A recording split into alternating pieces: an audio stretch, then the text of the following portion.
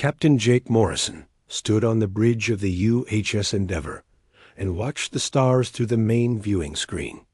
The space around them looked different here in the Kepler debris field. Broken pieces of old ships floated everywhere like metal. Ghosts from wars that happened long before humans ever left Earth. Most alien species called this place cursed and stayed far away from it. But humans were different. Where others saw danger, Jake saw opportunity. "Captain, we are getting some strange readings from Sector 7, said Chief Engineer Lisa Bennett from her station. Her fingers moved quickly over the control panel as numbers and graphs appeared on her screen. There is something big out there, really big. Jake walked over to look at what Lisa had found. The scanner showed a massive object drifting slowly through the debris field. It was much larger than anything they had seen before. Even the biggest human ships looked tiny compared to this thing. "How big are we talking about?" Jake asked. 12 kilometers long, sir. Maybe more. The scanners are having trouble getting exact measurements because of all the interference from the debris around us. Navigation Officer Ryan Carter looked up from his station with worry on his face. "Captain, that thing is not showing up in any of our databases. The computer cannot identify what species built it or even what it is made of." Jake felt his heart beat faster. Finding unknown alien technology was exactly why humanity had started exploring the galaxy. Other species had been traveling between stars for thousands of years, while humans were still learning how to build proper spaceships. Every new discovery helped them catch up. "Take us closer, Ryan, but keep our distance. We do not know if that thing is still active." The Endeavour moved through the debris field carefully. Pieces of broken ships bumped against their hull, making small tapping sounds. Most of the wrecks were very old. Some looked like they had been floating here for thousands of years. But the large ship ahead of them looked different. It looked perfect. "Captain, look at this," said Communications Specialist Amanda Price. "I am not picking up any energy readings from that ship. No power, no heat, no signals, nothing. But the whole material is not like anything I have ever seen before." As they got closer, Jake could see the ship more clearly. It was beautiful in a strange way.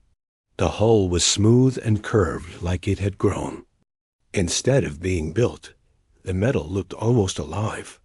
It seemed to change color slightly as he watched it shifting from dark gray to silver, to something that looked almost like oil on water. "Dr. Hayes, what do you think?" Jake called to the team's expert on alien history. Kevin Hayes was staring at the ship with his mouth open. He had studied alien civilizations his whole life, but had never seen anything like this. "Captain, this is impossible. The design, the materials, the size. This ship should not exist. No known species has ever built anything like this.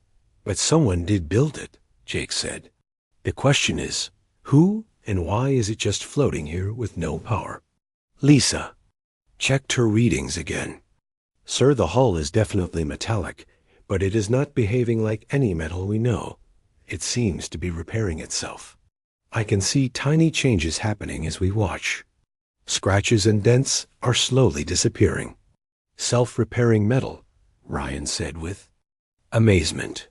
"We have theories about that kind of technology, but no one has ever actually made it work." Jake made his decision. "Amanda, send a message back to Earth Command. Tell them what we have found. Lisa, I want a full scan of that ship. Look for any way to get inside. Dr. Hayes, start going through the historical databases. Maybe there is something about this ship or the species that built it." "Captain," Amanda said after a few minutes, "I am detecting atmosphere inside that ship. The air appears to be breathable for humans. How is that possible with no power? Maybe the life support systems are so advanced they do not need much energy," Lisa suggested.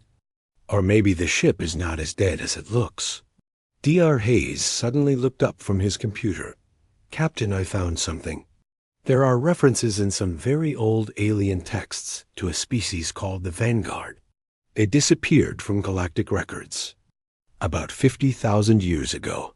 The texts say they built ships that were more than just machines. What does that mean? Jake asked. I am not sure. The translations are not clear, but it sounds like their ships were somehow alive, like they could think and make decisions on their own. Jake looked at the massive ship floating in front of them. If it was alive, then maybe it was just sleeping. Prepare a boarding party. We are going to take a look inside. Sir, is that wise? Ryan asked. We do not know what is over there. We will never learn anything by just looking at it from here. Jake replied. Lisa, you are with me. Amanda and Dr. Hayes as well. Ryan, you stay here and keep the ship ready. If something goes wrong, get back to Earth and warn them. The boarding party put on their spacesuits and took a small shuttle over to the alien ship. As they got closer, Jake could see that the hull was covered in strange markings. They looked like writing, but the symbols seemed to move and change when he tried to focus on them. There, Lisa pointed to what looked like an opening in the side of the ship. That might be an airlock. As their shuttle approached the opening, it began to grow larger. The metal around it moved like liquid, making a space just big enough for their small craft to fit through. Once they were inside, the opening sealed itself behind them. Did that ship just let us in? Amanda asked with fear in her voice. It seems like it, Jake replied.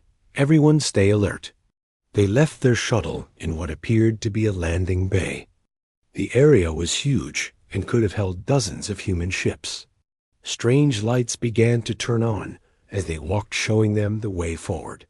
The air felt warm and fresh, even though their scanners said the ship had no power. The atmosphere is perfect. For humans, Lisa reported.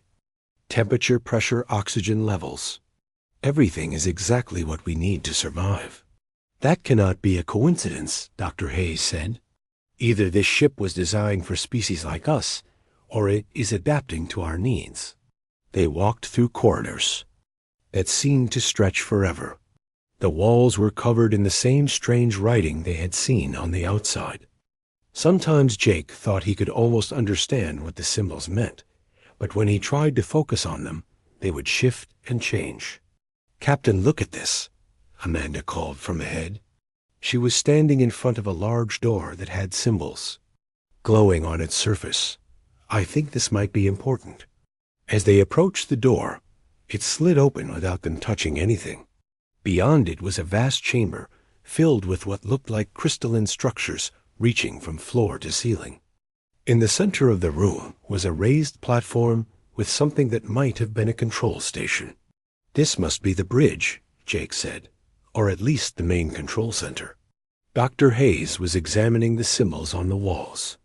Captain, these markings are definitely Vanguard. I am starting to recognize some of the patterns from the historical texts. This ship is definitely from that lost civilization. But why is it here? Lisa asked. Why would such an advanced ship be floating dead in the debris field? Maybe it is not dead, Jake said quietly. Maybe it is waiting. As soon as he spoke those words, the entire room began to change. Lights appeared everywhere, and the crystalline structures started to glow. A low humming sound filled the air, and Jake could feel vibrations through the floor. Captain, the ship is powering up, Lisa said, looking at her portable scanner. Energy levels are rising all over the vessel. Should we leave? Amanda asked. Before Jake could answer, a voice spoke in perfect English, filling the chamber around them. Welcome, travelers. I have been waiting a very long time for someone like you to find. The voice that spoke to them seemed to come from everywhere at once. Jake and his team looked around the glowing chamber, but could not see where the words were coming from. The crystalline structures pulsed with soft blue light, and the humming sound grew stronger. Who are you? Jake asked, speaking to the empty air. Are you the ship? I am what you might call the consciousness of this vessel. My creators named me Mexus. I have been dormant for 50,000 of your years, waiting for the right species to discover me. Dr. Hayes stepped forward with excitement clear on his face. You are Vanguard. Your people disappeared from Galactic. History long ago. What happened to them? My creators transcended physical existence eons ago. They left behind their ships and their knowledge for worthy successors to find. You are the first species I have encountered that shows the proper neural patterns. What kind of neural patterns? Lisa asked while checking her scanner nervously. The energy readings from the ship were climbing higher every second. The patterns of warriors and explorers. Beings who adapt and overcome rather than surrender when faced with impossible odds. Your species thinks differently than others I have observed. You see opportunities where others see only danger. Amanda activated her communication device. Captain, I should report back to the Endeavor. They need to know what is happening over here. Communication is not necessary, Nexus said. I am already in contact with your ship. Your navigation officer, Ryan Carter, is quite concerned about your safety. I have assured him that you are in no danger. Jake felt a chill run down his spine. You can communicate with our ship from here. How? Distance means little to Vanguard technology. I can reach across star systems instantly when needed, but that is a small demonstration compared to what I can truly accomplish. The chamber around them began to change. The walls became transparent, showing them space outside. But instead of seeing the debris field, they saw images of battles between massive fleets. Ships larger than cities fought with weapons that tore holes in space itself. These are memories from my operational period, Nexus explained. For 20,000 years, I served the Vanguard in their wars against the Chaos Bringers.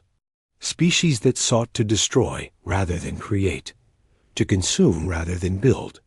You fought in wars, Jake asked. I was built for war. My weapons can reshape reality itself. My defenses can phase me between dimensions. My manufacturing systems can create fleets of support vessels from raw matter. I am what your people would call a super weapon. Dr. Hayes was staring at the battle images with wonder. No wonder your people dominated the galaxy. With ships like this, they would have been unstoppable. Power without wisdom leads to destruction, Nexus replied. That is why the Vanguard left. They realized that true advancement meant moving beyond the need for physical conflict. They became beings of pure energy and thought leaving the material universe behind. But you stayed, Lisa observed. I and others like me were left as guardians and teachers. We were programmed to find species that could inherit Vanguard knowledge without being corrupted by it. Most civilizations that discover us fail the test. What kind of test? Jake asked, though he was not sure he wanted to know the answer. The test of character. Some species immediately try to use my weapons for conquest. Others become paralyzed by fear of my power. Still others attempt to study me like a machine rather than treating me as a living entity. All of these responses result in my returning to dormancy. Amanda looked nervous. What happens to the species that fail? Nothing. I simply shut down and wait for the next discovery. I do not punish failure, but I also do not reward it with access to Vanguard technology. And humans, Jake asked. What makes us different? You explore dangerous places like this debris field not for conquest, but for knowledge. When you found me, you approached with caution, but not fear. You treat me as an entity to communicate with, rather than an object to be dissected. These behaviors indicate the proper mindset for Vanguard inheritance. The images around them changed to show human space. Jake could see Earth and the colonies that humanity had established on other worlds.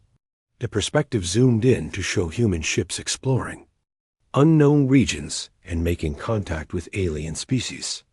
Your people are young compared to other galactic civilizations, but you show remarkable adaptability. You form alliances rather than demanding submission. You learn from other species rather than trying to dominate them.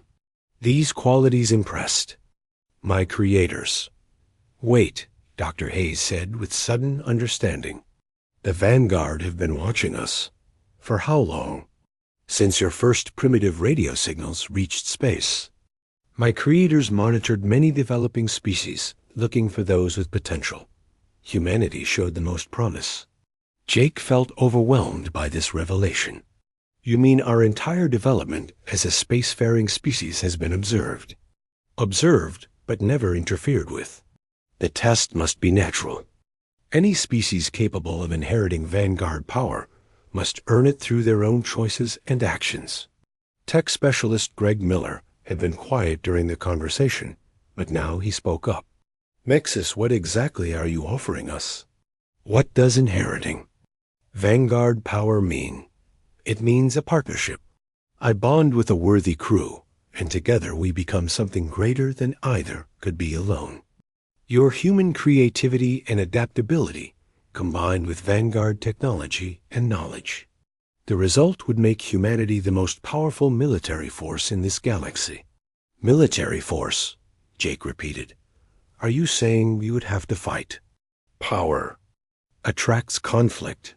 Other species will not welcome humanity's sudden advancement. Some will attempt to destroy you before you become too strong. Others will seek to steal Vanguard technology for themselves. You will need to defend what you inherit. Lisa checked her scanner again and showed the results to Jake. Captain, the energy output from this ship is beyond anything we have in our databases. The weapon systems alone could probably destroy entire fleets. Which is why the choice must be made carefully, Nexus continued. If you accept my offer, humanity will be changed forever. You will gain incredible power, but also incredible responsibility. Other species will fear you. Some will hate you. Are your people prepared for that burden? Jake thought about everything he had learned. Humanity had always struggled to find its place among the older galactic civilizations. Most aliens saw humans as newcomers who had not yet proven themselves worthy of respect. This could change everything. What would we have to do? He asked. The bonding process requires a willing captain and crew. Once initiated, it cannot be reversed. I would become part of your ship, and your ship would become part of me.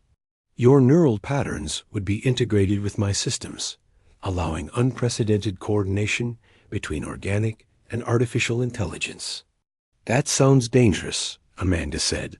All advancement carries risk, but I have performed this bonding many times throughout my existence. The process is safe for compatible species, and humans are highly compatible. Dr. Hayes was practically vibrating with excitement. Captain, this is the discovery of the millennium. Maybe the greatest discovery in human history. We cannot pass up this opportunity. We also cannot make this decision alone, Jake replied. This affects all of humanity, not just our crew. Time may not permit extended deliberation, Nexus warned. My activation has sent ripples through subspace. Other species with monitoring stations will have detected the energy signature. They will investigate, and when they discover what you have found, they will attempt to prevent the bonding. How long do we have? Jake asked. Perhaps days. Maybe less if they send fast ships. The galactic powers have standing orders to prevent any species from gaining access to Vanguard technology. They remember the legends even if they do not fully understand them. Jake looked at his team. Lisa seemed fascinated by the technical possibilities. Dr. Hayes was clearly in favor of accepting. Amanda appeared worried but curious. Greg was studying the displays around them with intense concentration. Nexus, Jake said finally. If we accept your offer, what guarantees do we have that the power will not corrupt us? That we will not become the kind of species that uses advanced weapons for conquest rather than protection? There are no guarantees, Nexus replied honestly. That is why the choice matters. I can only offer my judgment based on 50,000 years of observation and interaction with hundreds of species. Humanity shows the best combination of wisdom and strength I have encountered, and if we refuse, then I return to dormancy and wait for the next discovery. Your species continues its natural development without interference, but you also lose the opportunity to shape the future of this galaxy. Jake realized that whatever decision he made would echo through history. Accept and humanity would become a galactic superpower overnight. Refuse and they would remain a minor species, struggling to earn respect among the stars. I need to consult with my crew and my superiors, he said. Of course. But remember that time grows short. Choose wisely, Captain. Jake Morrison. The fate of your species may depend on your decision. Jake stood in the center of the glowing chamber and felt the weight of decision pressing down on him. Around him, his team waited for his choice, while Nexus pulsed with patient energy. Through the transparent walls, he could see space and the debris field that surrounded them. Somewhere out there, other alien species were probably already sending ships to investigate. Nexus, he said finally, I accept your offer. We bond with you and become partners in whatever comes next. Are you certain? Captain, once begun, this process cannot be undone. I am certain. Humanity has always moved forward by taking risks. This is just a bigger risk than most. Dr. Hayes smiled with relief, while Lisa immediately began checking her scanner readings. Amanda activated her communicator to inform the Endeavor of their decision. Greg continued studying the displays that showed Vanguard technology in action. Very well, Nexus said.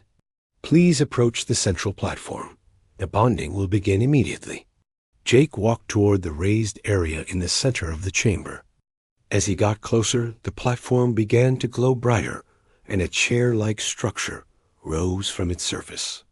The chair looked like it was made from the same living metal as the ship's hull. Sit and place your hands on the armrests, Nexus instructed. The process will feel strange, but should not cause pain. Jake settled into the chair and immediately felt warmth spreading through his body. The metal armrests seemed to mold themselves to fit his hands perfectly. Around him, the crystalline structures began pulsing faster, and the humming sound grew louder. Beginning neural interface integration, Nexus announced. Your crew should prepare for ship-wide changes. Suddenly, Jake could feel something vast and ancient touching his mind. It was not intrusive or controlling, but more like gaining access to an enormous library. Information flowed through his consciousness. Technical specifications for weapons and systems he had never imagined. Tactical knowledge from thousands of battles. The accumulated wisdom of a civilization that had mastered the galaxy. But along with the knowledge came something else. Jake could feel the ship itself becoming part of him. He was aware of every corridor and chamber. He could sense the powerful engines waiting to be activated. He felt the weapon systems like extensions of his own body. Integration complete, Nexus said, and Jake realized the voice was now coming from inside his own mind as well as from the chamber around him. Welcome aboard, Captain. We are now truly one vessel. Jake stood up from the chair and immediately noticed that everything looked different. He could see energy patterns flowing through the walls. His team appeared surrounded by soft halos that he somehow understood represented their life signs and emotional states. The ship felt alive around him in a way he had never experienced before. Captain, are you all right? Lisa asked with concern. Your biosignature just changed dramatically. I feel better than all right, Jake replied. I can sense everything about this ship. Nexus and I are connected now. We share awareness and purpose. The chamber around them began to transform. The walls shifted and rearranged themselves, creating new control stations designed specifically for human hands and eyes. The lighting adjusted to levels that were more comfortable for human vision. Even the air seemed to become fresher and more breathable. The ship is adapting to accommodate human needs, Nexus explained through their neural link. All systems are now optimized for human operation while retaining full Vanguard capabilities. Amanda was monitoring communications from the Endeavour. Captain Ryan reports that the exterior of the ship is changing. The hull is reshaping itself, and new structures are appearing on the surface. Those are weapon emplacements and sensor arrays. Jake said, though, he was not sure how he knew that information. The ship is preparing for potential conflict. Lisa was staring at her scanner in amazement. Captain, the energy readings are off the charts. This ship now has more power than our entire fleet back on Earth. Maybe more power than every human ship combined. Greg had found a new control station that seemed designed for technical analysis. When he touched the controls, displays appeared showing weapon specifications that made him gasp with shock. Captain, these weapons can fold space-time itself. The main cannon can fire projectiles that exist in multiple dimensions simultaneously. And the manufacturing capabilities Dr. Hayes added from another station. Nexus, show them what you can create. The floor in one section of the chamber opened up, and a complex machine rose from below. It looked like a combination of factory and laboratory, with arms and tools that moved with liquid precision. As they watched, the machine began creating something from what appeared to be empty air. Matter conversion technology, Nexus explained. I can transform any raw material into any needed component. The construction of new ships' weapons or tools is limited only by available resources and time. Within minutes, the machine had created a small device that looked like an advanced communicator. Jake could sense through his connection with Nexus that it was far more sophisticated than anything humans had ever built. A quantum transmitter, the ship's consciousness said. It can send messages across the galaxy instantly and cannot be intercepted or blocked by any known technology. Amanda tested the device and confirmed that it was receiving signals from human space in real time. Captain, this could revolutionize our communications with Earth and the colonies. That is only the beginning, Nexus assured them. When connected to human manufacturing facilities, I can upgrade your entire technological base. Ships, weapons, defensive systems. Everything can be improved using Vanguard knowledge. Suddenly, alarms began sounding throughout the chamber. Jake immediately knew through his bond with Nexus that multiple ships were approaching their position. At high speed, Zephyrian Empire vessels. He said, though, the information came from sensors he could not consciously access. 3 heavy cruisers and a battleship. They will arrive in approximately 6 hours. The Zephyrians, Dr. Hayes said with worry. They are one of the most aggressive species in the galaxy.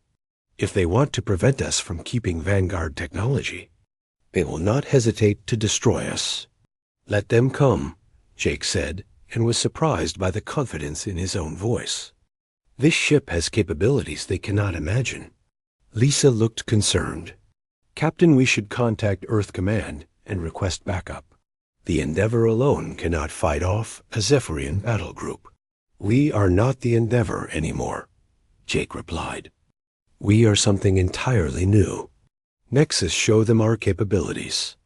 The chamber displays changed to show a tactical assessment of the approaching enemy ships. Jake could see their weapons specifications, their armor thickness, their probable attack patterns. Through his connection with Nexus, he understood that the Zephyrian vessels posed no real threat. Their most powerful weapons can generate approximately 50 terajoules of destructive energy, Nexus reported. My defensive shields can absorb that level of attack indefinitely. My main cannon can penetrate their strongest armor with a single shot. But there are 4 ships, Amanda pointed out.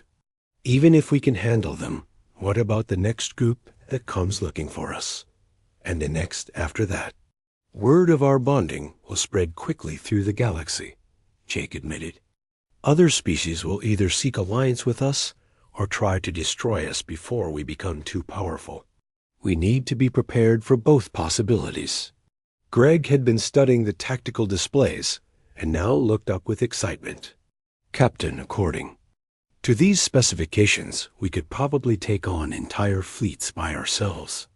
The weapons on this ship are beyond anything in current galactic arsenals. Power must be used wisely, Nexus warned. The Vanguard learned that overwhelming force can be self-defeating if it creates more enemies than it eliminates. We should demonstrate our capabilities only when necessary. Dr. Hayes was accessing historical databases through one of the control stations. Captain, I am finding references to other Vanguard ships scattered throughout the galaxy. If we could locate them and wake them up, humanity could have an entire fleet of these vessels. That knowledge will come in time, Nexus said. First, we must survive the immediate challenges. The Zephyrians are broadcasting ultimatums demanding our surrender. Other species are mobilizing their fleets as well. Jake felt the weight of responsibility settling on his shoulders. In accepting the bond with Nexus, he had committed humanity to a path that would change everything. They would never again be seen as a minor species struggling to find their place among the stars. But they would also face threats and challenges that could destroy them if they were not careful. Nexus, he said, can you contact Earth directly? Our leaders need to know what has happened and what is coming. Communication links are established. The ship replied, Earth Command is receiving a full briefing on our situation. They are mobilizing the fleet, but their ships will not arrive for several days. Then we face the Zephyrians alone, Jake said. Not alone, Captain. We face them together. And together, we are capable of things that will reshape how this galaxy views humanity. Jake looked around at his team. Lisa was working frantically to understand the ship's new systems. Amanda was coordinating communications with both Earth and the approaching enemy. Dr. Hayes was studying Vanguard history, trying to learn everything possible about their new capabilities. Greg was testing the manufacturing systems and marveling at what they could create. The Zephyrian fleet dropped out of faster-than-light travel, exactly where Nexus had predicted they would. Jake watched through the ship's sensors as 4 massive vessels took up attack positions around the debris field.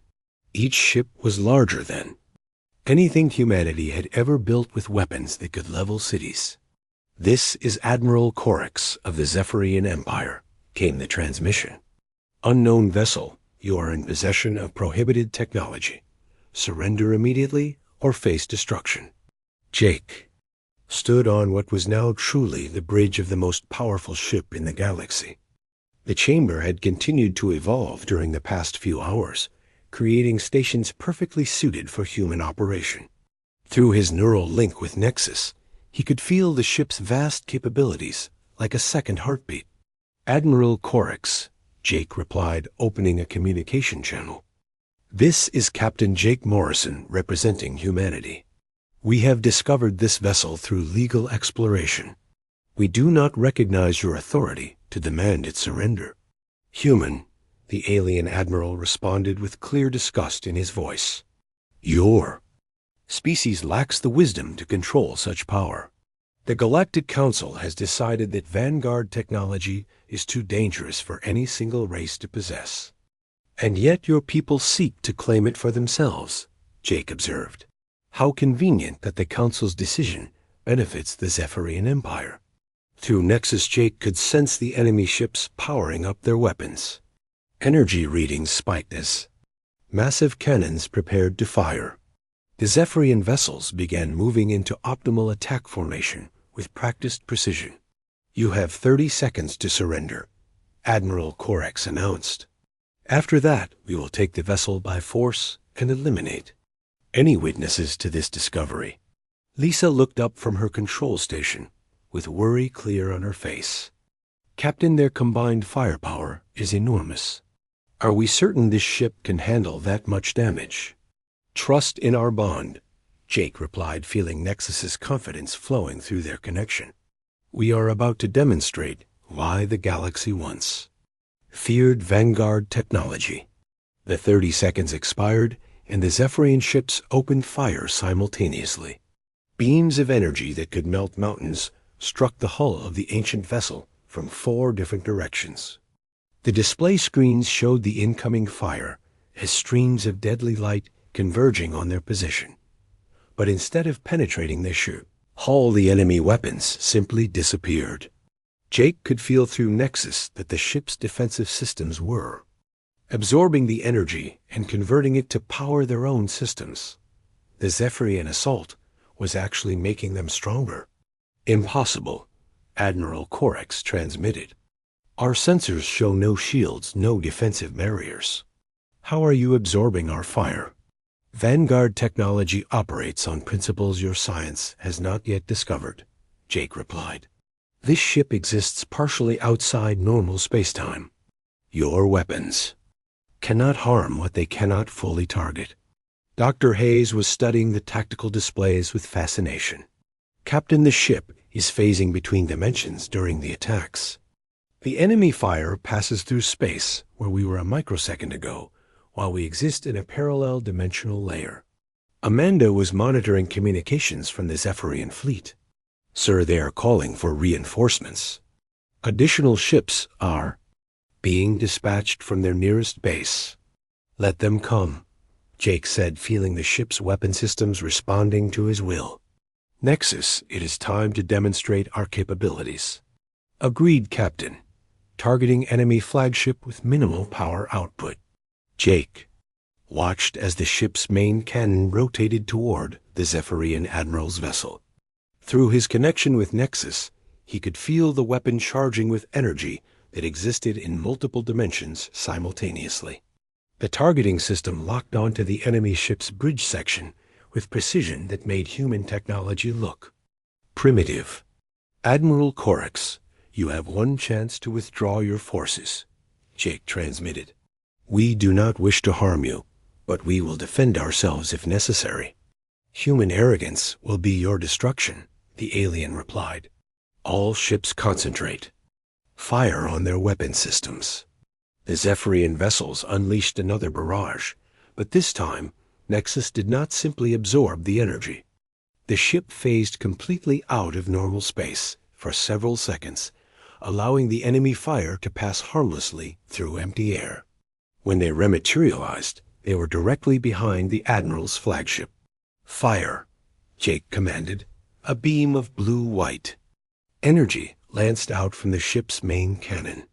It struck the Zephyrian flagship's rear shields and passed through them like they were made of paper. The beam carved a precise line through the enemy vessel's hull, creating a wound that went from stern to bow without causing an explosion. Warning shot, Jake transmitted. The next one will not miss your critical systems. Admiral Corex's voice was filled with shock when he responded. That is impossible. Our shields are rated to stop planet killers. How did your beam penetrate them? The projectile exists in 7 dimensions simultaneously, Nexus explained through Jake. Your shields operate only in normal spacetime. They cannot block what they cannot detect. Greg had been studying the weapon specifications and now looked up with amazement. Captain, that was less than 1% of the cannon's maximum output. At full power, it could probably destroy entire moons. The Zephyrian ships were regrouping, but their movements showed confusion and fear. Their sensors could not understand how the human vessel had moved behind them so quickly, or how their most powerful shields had been penetrated so easily. All ships withdraw to safe distance. Admiral Corex ordered his fleet. We need to report this to High Command. Withdrawing will not save you, Jake said, though he hoped it would not come to further violence. This ship can track your vessels across star systems. Distance means nothing to Vanguard technology. To prove his point, Nexus activated the long-range sensors and displayed the location of every Zephyrian ship within 50 light years. Even vessels that were supposed to be hidden behind planets or in asteroid fields showed up clearly on the tactical display. Amanda was receiving new transmissions. Captain, the Zephyrian Admiral is reporting back to his superiors. They are describing our capabilities and requesting instructions. What are they saying? Jake asked. That humanity has gained access to technology that makes us a threat to galactic stability. They are recommending immediate military action by the combined fleets of all major powers. Dr. Hayes looked up from his station with concern. Captain, if all the galactic powers unite against us, we could face hundreds of ships, maybe thousands. Numbers are irrelevant, Nexus assured them through the neural link. This vessel has faced such odds before and emerged victorious. But large battles create destruction that we should avoid if possible. Suddenly, new contacts appeared on the long-range sensors. Ships from 3 different species were approaching their position at maximum speed. The crystalline hegemony was sending their planet killers. The machine minds called the Collective were dispatching their most advanced dreadnoughts. Even the peaceful trader species, known as the merchants, had armed vessels joining the converging fleets. It seems word is spread quickly, Jake observed. The entire galaxy is mobilizing against us. Lisa checked her calculations twice before reporting. Captain, we are looking at over 200 enemy vessels arriving within the next 12 hours. Some of them are carrying weapons that can destroy planets. Then we will give them a demonstration they will never forget, Jake said, feeling Nexus's anticipation through their bond. But first, we try diplomacy.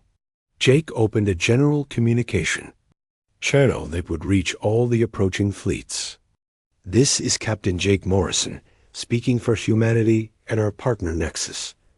We do not seek conflict with any species.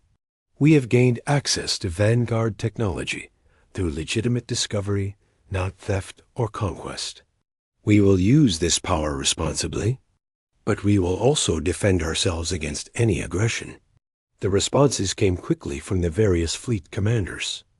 Threats, demands for surrender, and promises of destruction filled the communication channels. It was clear that the galactic powers had already decided that humanity could not be allowed to keep vanguard technology. They fear us, Nexus observed. Fear makes beings act irrationally. They would rather risk total war than accept a change in the balance of power. Admiral Corix's voice cut through the other transmissions. Human Captain, my orders are clear. You will surrender the vessel and submit to galactic authority, or face the combined might of our civilizations. No single ship can stand against so many. Jake looked around at his team. They had come so far from being simple explorers in a debris field. Now they stood at the center of what might become the largest space battle in galactic history. Admiral, Jake replied, you are about to learn why the Vanguard were the dominant force in this galaxy for 20,000 years, and why they chose humanity as their successors. Through his bond with Nexus, Jake could feel the ship's manufacturing systems activating. In the lower decks, machines were creating something that would change the nature of the coming battle. Soon their enemies would face not just one impossible ship, but capabilities that would redefine what they thought they knew about warfare. All enemy fleets, this is your final warning, Jake transmitted. Withdraw now or face the consequences of your aggression. Humanity will not surrender what we have rightfully discovered. If you want a war, you will have one. The battle that followed lasted exactly 17 minutes and changed the galaxy forever. Jake stood on the bridge watching through Nexus as over 200 alien warships attacked their position with everything they had. Planet-killing weapons that could crack moons fired simultaneously. Energy beams that could boil oceans converged on the ancient Vanguard vessel. The combined firepower was enough to sterilize entire star systems, and none of it mattered. Nexus phased through dimensions, faster than the enemy computers could track. The ship appeared behind fleets, launched devastating attacks, and vanished before return fire could be targeted. Each shot from the main cannon disabled enemy vessels without destroying them completely. Jake had insisted on showing restraint, even in the face of overwhelming aggression. "This is impossible," transmitted Admiral Corex, as his flagship limped away with half its systems offline. "No single vessel can fight an entire galactic armada." "You are not fighting a single vessel," Jake replied through the communication system. "You are fighting the accumulated knowledge and power of the species that once ruled this galaxy, and you are losing." The crystalline hegemony tried a different approach. Their ships attempted to surround Nexus, using their superior numbers to create an inescapable trap. But the Vanguard vessel simply opened a micro-wormhole and relocated itself to the other side of the battlefield. The enemy ships found themselves firing at empty space while their target struck from an unexpected direction. Dr. Hayes was monitoring the tactical displays with amazement. "Captain, the ship is fighting on multiple dimensional planes simultaneously. It exists in normal space long enough to fire, then shifts to parallel dimensions to avoid counterattack. The enemy cannot adapt to our methods," Nexus explained through their neural link. "Their technology is limited to single-dimensional warfare. They cannot even perceive the additional layers where this battle is truly taking place." Lisa was tracking the manufacturing systems in the lower decks. "Captain, Nexus has created something. Multiple somethings. I am reading dozens of new energy signatures throughout the ship. Drone fighters," Jake said, though he was not sure how he knew that. Through his bond with Nexus, he could feel the newly created vessels preparing to launch. Show them what Vanguard support craft can accomplish. Sections of the hull opened, and small ships poured out like a swarm of angry insects. Each drone was made from the same smart metal as the main vessel and possessed scaled-down versions of the advanced weapons and defensive systems. Within seconds, there were over 100 support craft darting between the enemy formations. The galactic fleets tried to engage the drones, but found their weapons ineffective. The small ships phased in and out of normal space, just like their parent vessel. They struck with precision, removing weapon systems and engines while leaving life support intact. It was a masterful display of controlled violence. Amanda was monitoring communications from the various fleet commanders. "Sir, they are calling for retreat. The merchant vessels are already withdrawing. The Machine Collective is requesting a ceasefire. Let them go," Jake said. "We have made our point. Humanity will not be pushed around, but we are not conquerors either." Admiral Corex's voice came over the communication system one final time. "Human Captain, what do you want from us? What are your demands?" Jake thought carefully before responding. The words he spoke now would shape humanity's relationship with the galaxy for generations to come. "We want what every species wants, Admiral.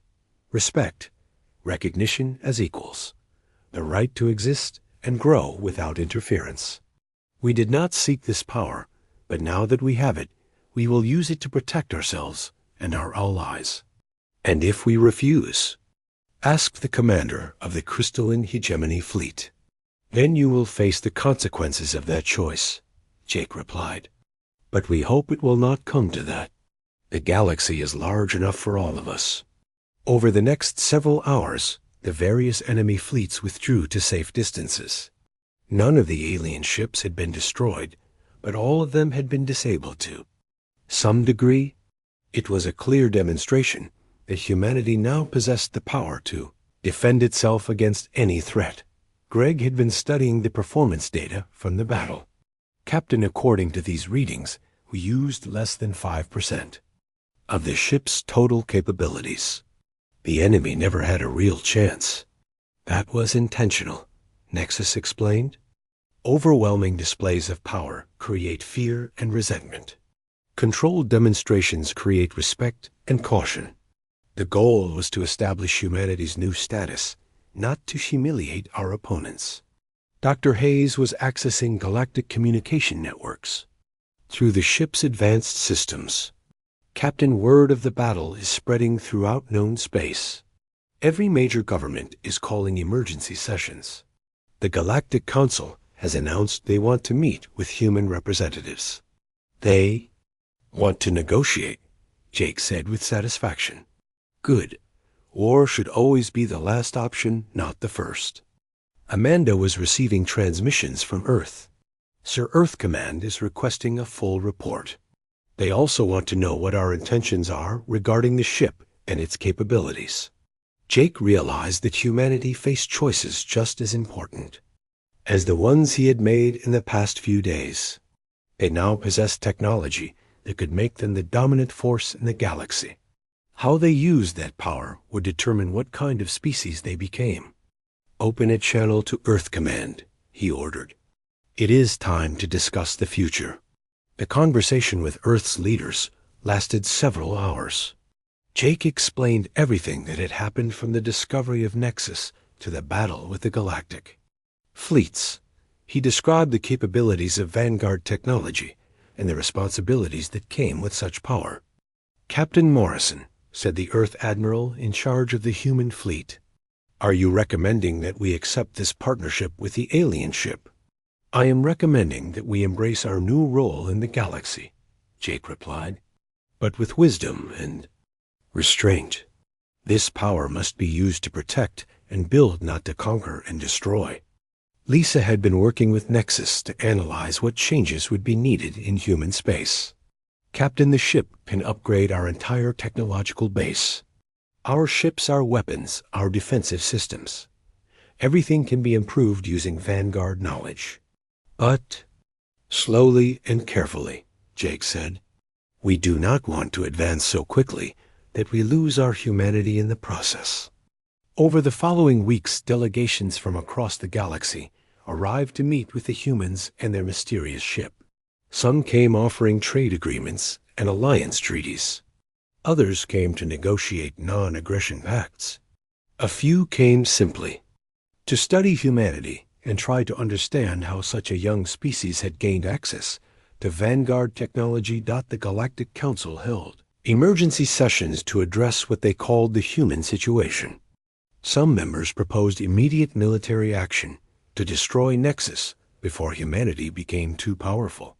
Others argued that accommodation was the only viable option given the ship's demonstrated capabilities. The balance of power has shifted permanently. Observe the crystalline hegemony representative during one council session. We must adapt to this new reality or face extinction. D.R. Hayes had been studying galactic political networks and reported his findings to Jake.